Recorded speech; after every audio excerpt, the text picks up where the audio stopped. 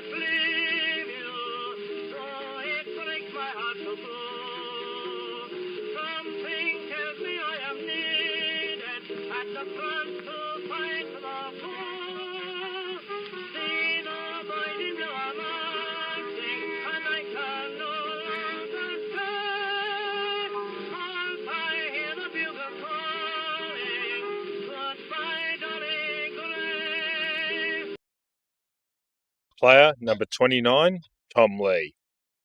Thomas Francis Lee, born on the 11th of December in 1874 in Naranda, which is near Warrnambool, was an 180cm centre-half forward, recruited from Richmond City. There are hardly any details around Tom, unfortunately. We know his parents' names, John Lee and Elizabeth Conn. His mother appears to have died after his birth, and that's all we have. Tom is actually part of a group of players who have no death notice. Seemingly, the trail has gone cold. Interestingly, there is a thread on Big Footy investigating footballers who have slipped through the cracks, Tom being one of them. He would play 8 games for 2 goals. Player number 30, Herb Johnson. Herbert Magnus Johnson, born on the 2nd of November in 1879 in Bendigo, Victoria. He was a half-forward flanker, standing 174 centimetres, recruited from Montague, which was a club based in Port Melbourne. These days, the Montague Street Bridge is the famous bridge that all the trucks slam into once a week. Now, this is a different one. A remarkable beginning of Herbert's life, a man whose only game for Collingwood is almost overshadowed by everything else he achieved. Herb's story begins on Easter Monday in 1883, just 3 years old. He was at Sandridge Pier with his parents, waiting to board the steamer Casino for what would have been a relaxing cruise around Port Phillip Bay. Instead, disaster struck. As the boat unexpectedly pulled away from the pier, a heavy rope wrapped around the young boy's leg, crushing it with such force that he was left unconscious for days. His mother was also caught in the chaos, thrown to the ground and injured. Tragically, those injuries later caused her to miscarry. The accident made headlines across Melbourne. Because Herb was only 3 years old, a lawsuit was launched on his behalf under the legal principle of suing by his next friend. Despite the shipping company arguing the family shared some responsibility, the court ruled in Johnson's favour. Herb was awarded £20, while his mother received $30. Thankfully, the little boy who had come so close to tragedy made a complete recovery. As an adult, Herb became a respected member of the Port Melbourne community and rose to the rank of lieutenant in the Garrison Artillery. His military career earned him considerable respect, and when he married in 1911, the wedding was such a grand military occasion that it was featured with photographs in what was called Punch magazine. His football career, however, was almost over before it began.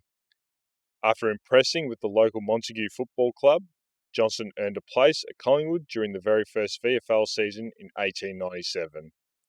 His debut came in the final home and away game of the first VFL season against Carlton at Victoria Park. He played on a half-forward flank, but newspapers made no mention of his performance. He was selected again for the following week's finals match against Melbourne, only for severe flooding to wash out the entire round. The game was never played, and Herb Johnson never represented Collingwood again. It appears without certainty that he went back to his original club Montague the following year. Herb ended up being a well-respected military member who would die on the 20th of October 1942, aged 62, in Richmond, Victoria. Player number 31, Bill Stranger. William Stranger, born on the 27th of October in 1871 in Brunswick, was an 180cm follower and occasional forward. And just like his name, we have no photo of him. Kind of fitting, to be honest. Bill played in the VFA with both Melbourne and Footscray before Collingwood recruited him from Albion United in 1897, and would make his VFL debut in a semi-final loss against Geelong, kicking a goal. I'll just add in here, I found it quite interesting, that semi-final, the Pies would go in at quarter time scoreless. Geelong were 5 goals to, and we were scoreless. In the end, we fell 4 points short on the final bell, 52 to 48.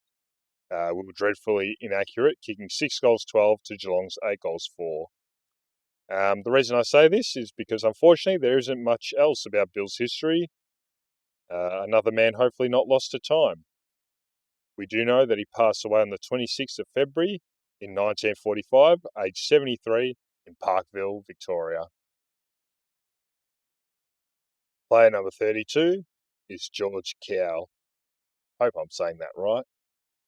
Albert David George Cowell, born on the 1st of November in 1870 in East Ballarat, was an 174cm wingman and another one of those early journeymen, representing Beaufort, South Ballarat, Collingwood, Carlton, then North Melbourne, all in a space of what appears to be 5 years. His best day out for the Pies was a 2-goal effort in a game against South Melbourne, where Collingwood won by 10 goals. Not much more is known of George. We know that after his football career, he would return to Ballarat and become a baker and pastry cook. George would have 3 children, one named Charles, who lost his life during the Great War in France in 1917. Rest in peace. George would die in his hometown of Ballarat on the 27th of April in 1937, aged 66. Sorry guys, bit of a boring one today. No photos and no real deep dives. I try, but yeah, unfortunately sometimes there's just not much out there.